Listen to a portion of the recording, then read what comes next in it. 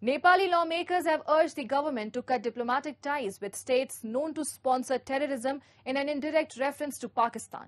Speaking in the House of Representatives on Wednesday, Loktantrik Samajwadi Party MP Sarbendra Nath Shukla warned that maintaining relations with such countries endangers national security and must be ended.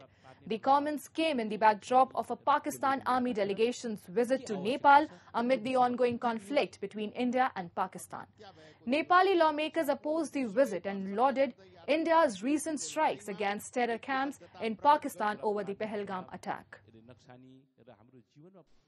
दक्षिण एशियामा हुने कुनै पनि आतंकवादी घटनाबाट नेपाल प्रत्यक्ष अप्रत्यक्ष रूपमा प्रभावित हुँदै आएको छ।